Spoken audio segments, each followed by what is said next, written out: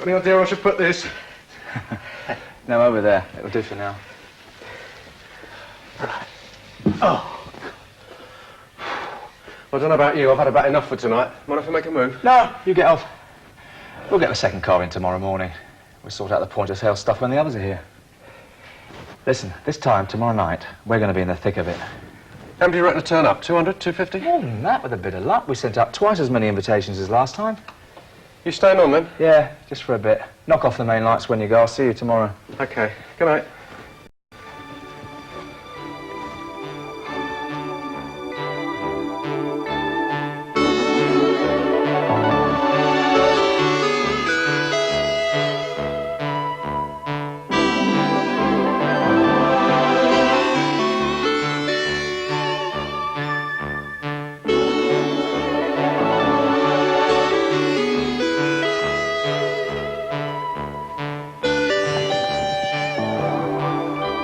Montego. Oh, Montego Bay.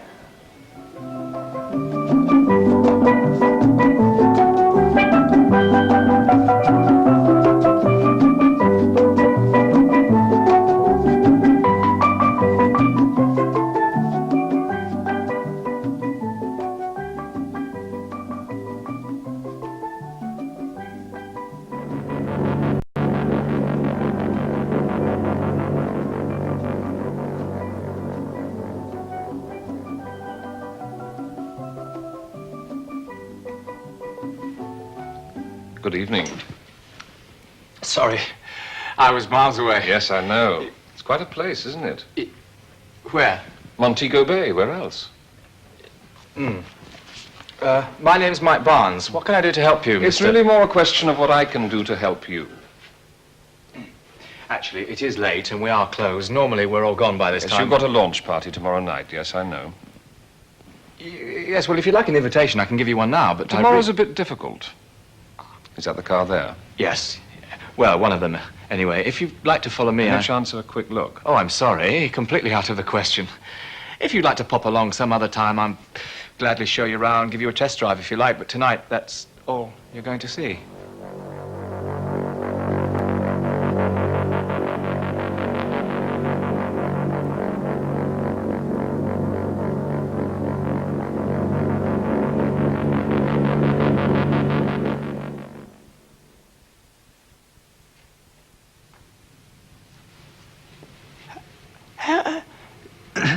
How did you do that? Now, that is a very good-looking piece of motor car, don't you think? Super. How did you do that? But aren't you going to tell me something about it? Yes, well, it's a four-door saloon, front-wheel drive, plenty of room inside, well-equipped, economical. Price-wise, it's very competitive. Good performance? Yes, very. I can't remember the actual figures. How about fuel consumption? That's pretty good, too. And what's the boot size? I can't remember exactly. It's very big. You know, for a salesman, you're not exactly full of information, are you? Yes, the cars only came in this morning. What about the product insight book on your desk? Read it? Not from cover to cover, no. We've been a bit busy, you see, sending out invitations and all that. I was about to when you turned up. I've only flipped through it so far. You're leaving it a bit late, aren't you? From the moment the first people walk through that door tomorrow night, you ought to be clued up and ready to go. Yes, well, the launch party's only a bit of a knees-up, really. I mean, providing they get a drink and a chance to look at the car, that's all they're after. I can cope with that. All right, prove it. Here's the product insight book. You can do the program test. Won't take a couple of minutes. We'll see how you get on and take it from there.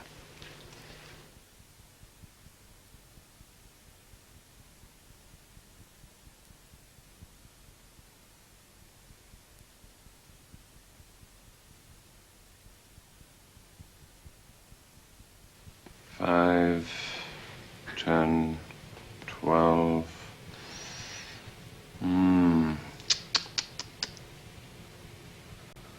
22%. Not so hot. Well, like I said, I've been up to my eyes. Still, I take your point. Good. I mean, it does make sense, doesn't it? If people are interested enough to come and see the car tomorrow night, they're obviously prepared to consider buying one. So the sooner you know Montego inside out, the sooner you can start selling. And the sooner I get into that book, the better, Look, just this once, I'll help you out. Hold this for a moment. Both hands.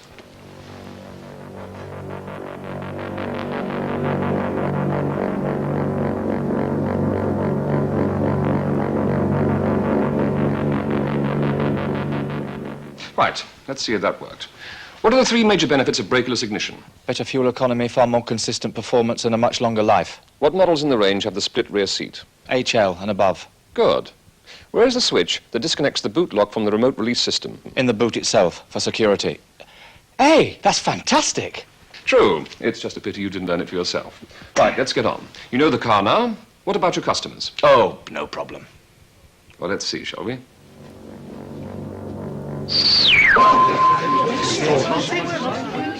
How did you do that? It's really quite easy. Oh, dear. Excuse me. That's better. Now then, 10 people picked to represent potential Montego users. Which ones could be your customers? Well, 4 are bound to be private owners, so they definitely count. Agreed. Go on. All the rest are business car users, except those 3 who you can add to the private owners. Now, why's that?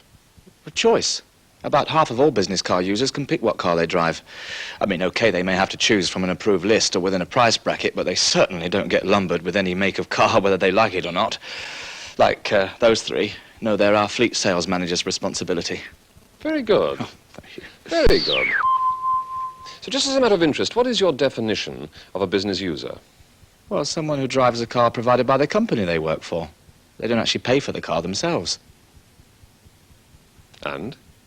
Well, someone who's self-employed, who can offset the cost of the car against the business, like an accountant. Surely you know this. True.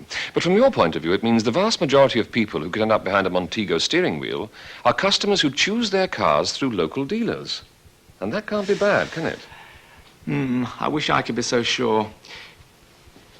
Look, as far as the usual retail customers are concerned, no bother. I know what I'm doing. I mean, some of my customers will move over to Montego from their current car. It always happens. And I know, with a car as good as Montego, that I can pull in more than my fair share of new private business. Well, I did it with the Acclaim, Metro, and the Maestro. It's this lot that worries me. Oh, how come? Well, it's like this. The only real experience we've had selling to business users is with Metro, Acclaim, and Maestro. We've done really well. I've sold the occasional Ambassador or Ital to local companies too, but we haven't had the right car to compete seriously in this league for ages. We've got some contacts, but they're a bit thin on the ground. You see, we're all more or less starting from scratch. Presumably by getting together a list of prospects. Not a massive list, no. We had a few business users on our Superlink file, and we've added some more of the obvious local companies too. But that's about all. Well, Superlink won't exist on fresh air, you know. You've got to feed it the information it needs. Names and addresses of genuine targets. Bit late now. Who told you that? It's never too late. Prospecting's a long-term process, you know that. But the sooner you start getting the names and addresses of those business users on file, the sooner you'll start banking those company checks. I'll drink to that. Where do we start? You've got to get yourselves organized. Put a positive plan together you can all follow. You didn't answer the question. All right, I'll give you an example of what I mean. What's the single most significant feature about the car? It's got a boot. Right, and what's the most obvious benefit of a car boot? Security. Right, so ask yourself which local business people are most likely to need that kind of security. I'll give you a lead. Doctors and vets because they carry drugs. Reps with pharmaceutical companies and wholesale chemists for the same reason. People who regularly carry expensive equipment or samples around on business. Jewelry manufacturers and wholesalers. Mini-computer retailers. Antique dealers. Telecommunication equipment suppliers. Office equipment suppliers. Security equipment suppliers. Photographers. Photographers. Photographic suppliers. And that's just one possible lead. They must be getting on for a couple of hundred names and addresses of local business users in that category alone. If you and your people put their minds to it, you can soon have every worthwhile business user down on file. But you've got to plan how you're going to do it and stick to it. Right.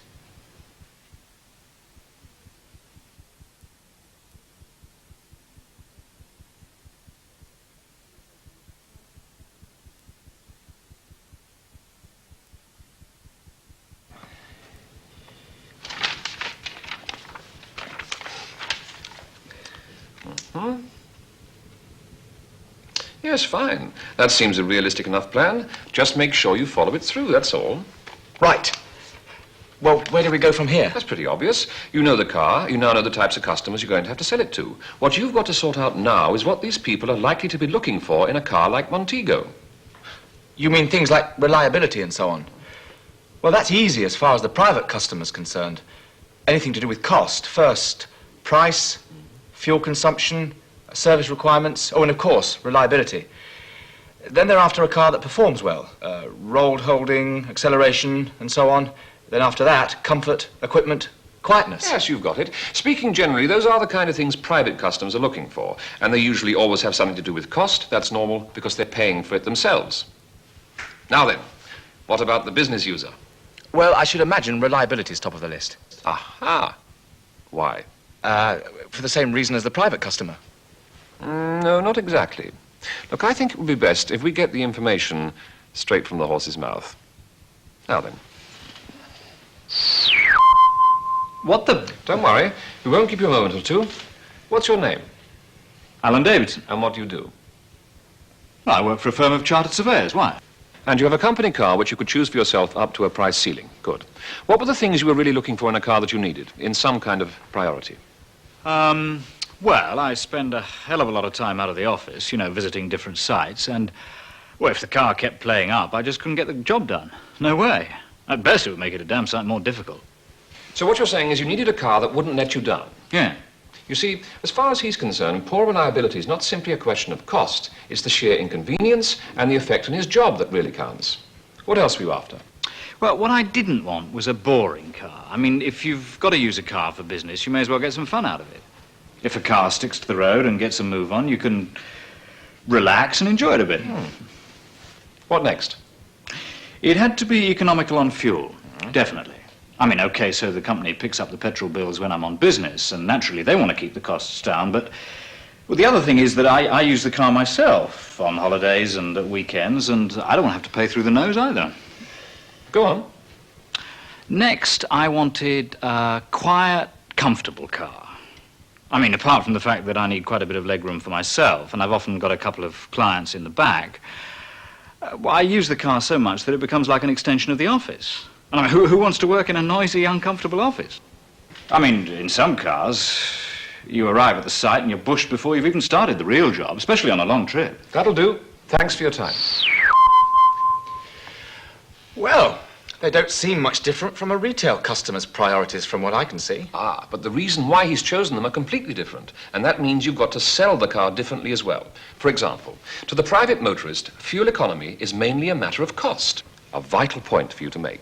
But fuel economy also means more miles to the tank full. Now, for the business motorist, that means no wasted time always spent filling up. That means no worries about finding a petrol station that will take your credit card, or whether you've got enough petty cash on you, or whether you're going to get stranded on the way to an important meeting. You see, the car's the same. The way you sell it is different. Right. We'll see. There's the list. What are the Montego features you would use to convince a local business user that it will satisfy those needs?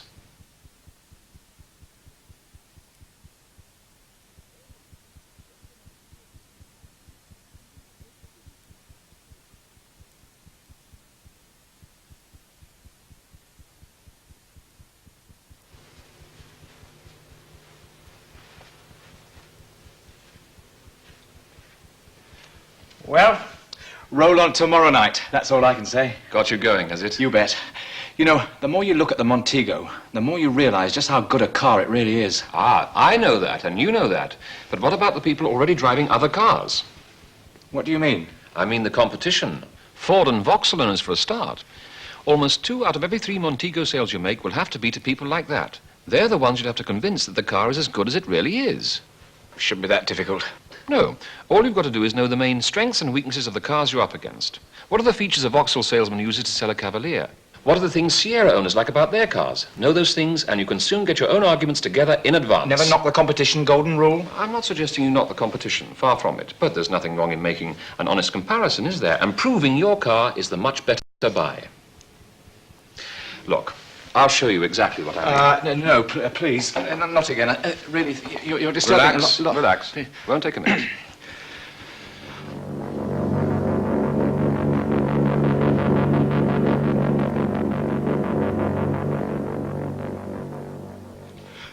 You're going to get me shot. Now, relax, it won't take long.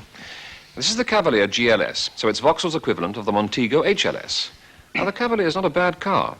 Just listen. The Cavalier, Mr. Evans, is a car that really brings out the driver in you. This is the impeccably styled GLS, and it can carry 5 people and all their luggage in outstanding luxury and comfort at impressive speed over long distances. The heart of the Cavalier GLS is the very advanced 1600cc engine driving the front wheels. It's very reliable and powerful, completely outclassing many larger cars with its responsive performance and exceptional fuel economy. In fact, at a steady 56 miles an hour, you can expect to get nearly 50 miles to the gallon. 0 to 60 in only 10.8 seconds. Really quite staggering. As far as the boot area is concerned, the Cavalier completely outstrips the competition with a massive 18 cubic feet of space to take all the luggage you're ever likely to carry. It's easy to load, there's a remote release, and the spare wheel is easily accessible. One of the things you can't help noticing about the Cavalier is the spaciousness and refinement of the interior. The whole concept of the inside of the car is to provide a roomy and comfortable passenger environment. There's nothing to touch it in its class. For the driver, the Cavalier is incomparable. The legroom is particularly generous, as you can see, and the car is quite exceptionally well equipped. Notice the stereo radio cassette player as standard. And for additional comfort, there's a very sophisticated heating ventilation system so that you can actually channel cold air onto the face and warm air onto the feet at the same time. All in all, Mr. Evans, the Cavalier is a really brilliant motor car. Frankly, you won't find another car in the same class to beat it. I don't think much of his sales technique. But at least you can see what Vauxhall reckon are the most important points about the car. Styling, performance, fuel economy, space, luxury, and so on. Now, supposing you were selling Montego to an existing Cavalier owner, what information would you use to convince him that your car is better?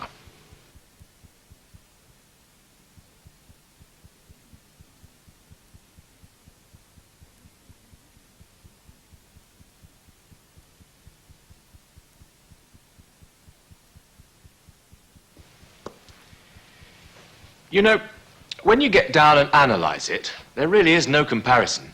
Oh, I don't think I'd go that far. But in every key area, Montego comes out on top. Add it together, and you can prove to your customer that he's getting a lot of car for his money. I tell you what, we'll have a competition. Right, stand by your cars.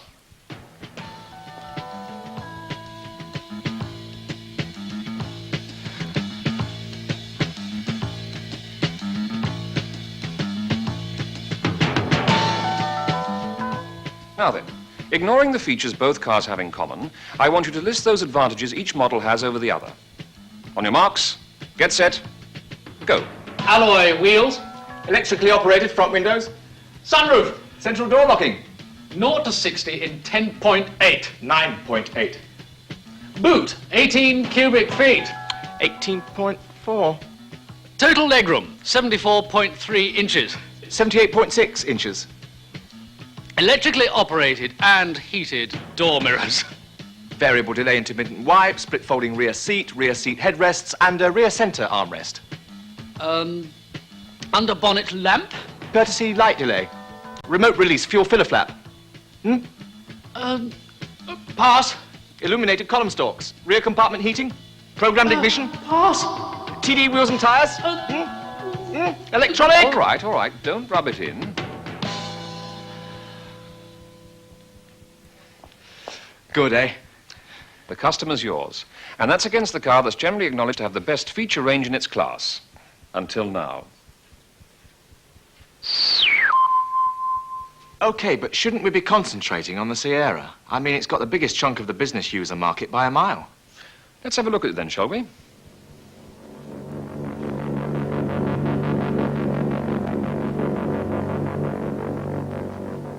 Now then, the 1.6L is the volume seller in the Sierra range, so it'll be up against the Montego 1.6L.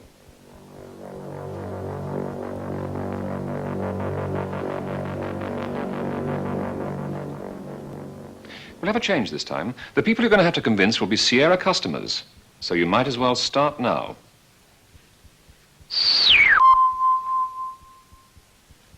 Hey, hang on a minute. He's one of my customers. I sold him an Ital a few years back. And did you keep in touch? No, not really, no. Well, then. Now, sir, perhaps you'd be good enough to tell us why you bought a Sierra and why you like it. Well, I wanted the car for business, mainly. Something comfortable, not too expensive, and cheap to run. Sierra fitted the bill on all three, and it's reliable and all. Now, the fuel economy with this engine's magic. I suppose I must be getting something over 30 to the gallon, and on top of that, it's dead nippy. Service-wise, it's cheap enough, and considering I'm doing over 20,000 a year, well, I've only had the odd bit of bother mechanically. Well, this is what I really like, mind you. Plenty of carrying space. Not that I use it much with the seats down. Most of the time I can cope as it is.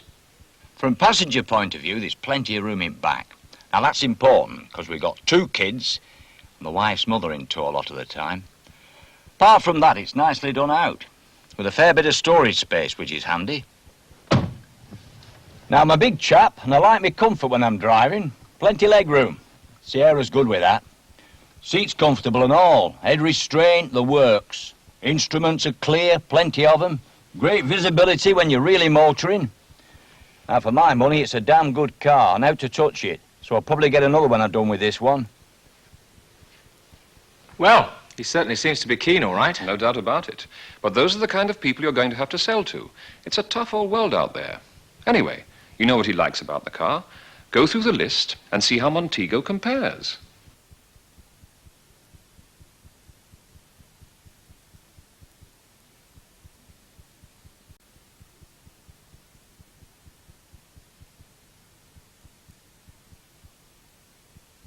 Yes, well, I'm satisfied. There's no comparison at all, really.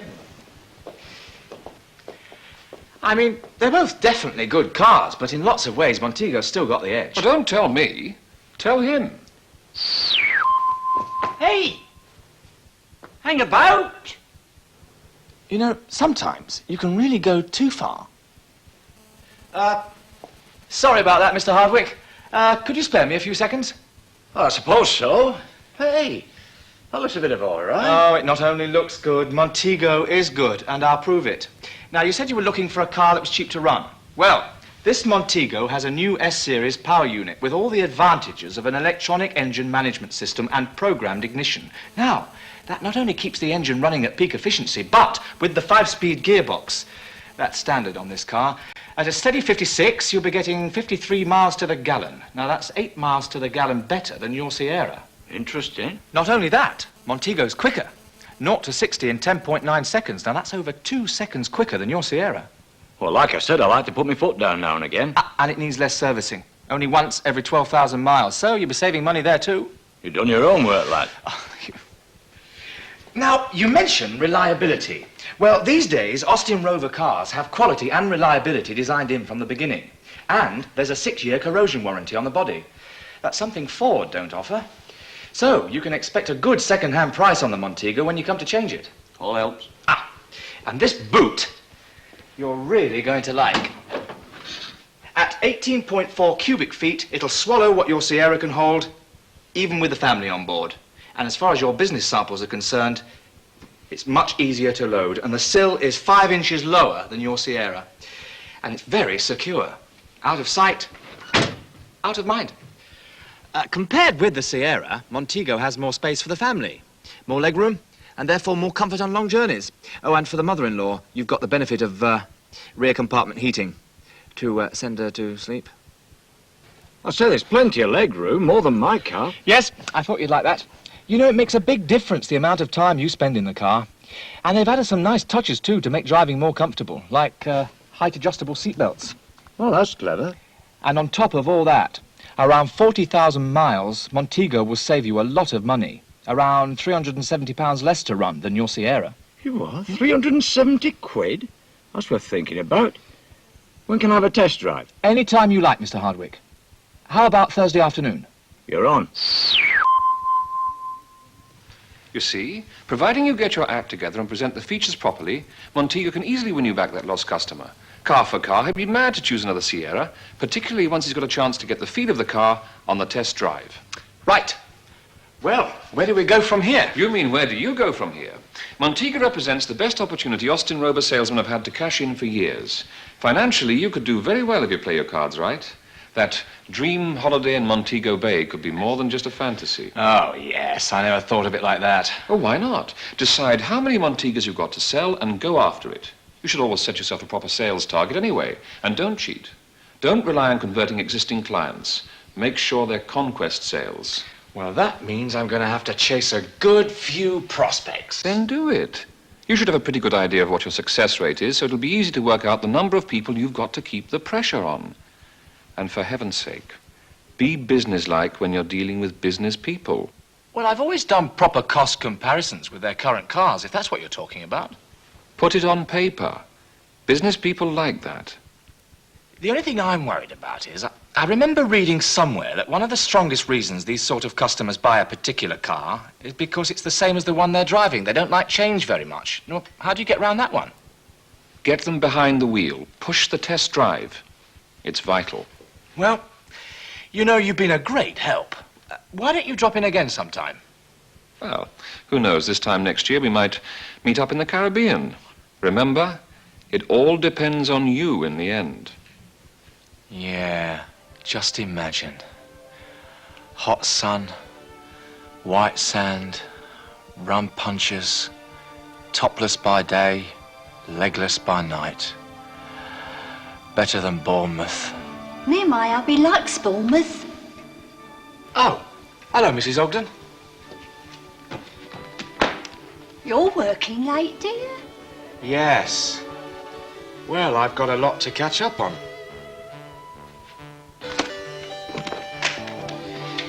Good night, Mrs. Ogden. Good night.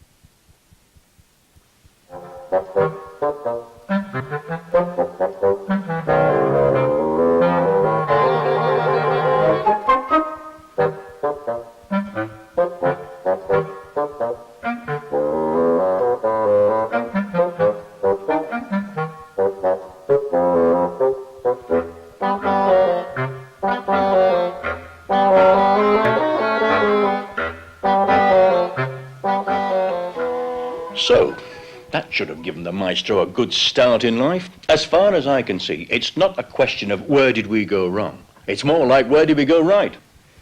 And where is Mike, by the way? He gave one of the promotion girls a lift home last night, I think. The big redhead? I think so. Oh, that figures. He spent half the evening chatting her up. I only saw him talk to 2 other people, and they were customers' wives, come to think of it. Yeah, well, we weren't exactly rushed off our feet, were we? A lot less people turned up than we thought. Quite. But the invitations were sent out in good time. What happened to all the chasing up that you lot were supposed to be doing on the phone? It's a good job that you were around. Otherwise, there would have been so much drink left over, we could have floated a battleship. I don't know. The most important launch we've had for ages, and it turns out to be a real cock-up. The vicar enjoyed it. Oh, yes, the vicar. What about him? Was he supposed to be the local opinion former, or a stand-in for the celebrity? I couldn't make up my mind. Well, it is the miracle maestro. Very amusing. Look, in future, we will check that the real launch celebrity is not swanning around in hospital without his appendix. That could happen to anybody. He'd been there for 5 days. We should have checked. I'm sorry about the videotape, Tom. No, that's all right. We've been through that. But in future, if you must take the point-of-sale tape home to show the missus, just make sure you bring the same one back. If customers had wanted to see an episode of Dallas, they'd have stayed at home. We should have checked it. Of course we should have checked it. We should have checked everything, but we didn't. And the showroom looked a dog's dinner. Didn't allow enough time to get the merchandising right. And you looked a dog's dinner. Didn't allow enough time to get home and change. Presentation wasn't so hot either. All right, I should have rehearsed. I just didn't have enough time. Didn't allow enough time. The point is, what have we got to show for it all? Has anybody got any sales leads? Any sales? I got rid of a Metro. You did? Oh, my God. I bet even now the phone lines are buzzing from Harold Musgrove's office. Put the Longbridge lads on extra overtime. Step up production. Les Smiley's done it again. Oh. Oh, no. I mean the HLE on the used car list. Terrific. Has anybody else done anything good? 3 probables, a few possibles. And you? About the same. But I've lost my list. Find it. We've got a few test drive bookings. A few's right. I've seen more names on some gravestones. And who is Doris Davenport? The big redhead. Oh, she sounds like a real new car prospect, that one. If she plays her cards right, I dare say Mike'll end up giving her one. I dare say he already has.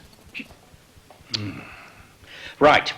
What is the verdict, then, on the launch of a lifetime? Virtually a disaster. 1 used Metro sold. A few probables, a few possibles. Double that if Tony gets his eyesight back and finds his list. And a few test drive bookings. We'd have done better setting fire to the cars and collecting the insurance money. It's just not good enough. Next time we've got to be organised. Next time we've got to be organised. Next time we've got to be organised. Next time we've got to be organised. Next time we've got to be organised. Next time we've got to be organised.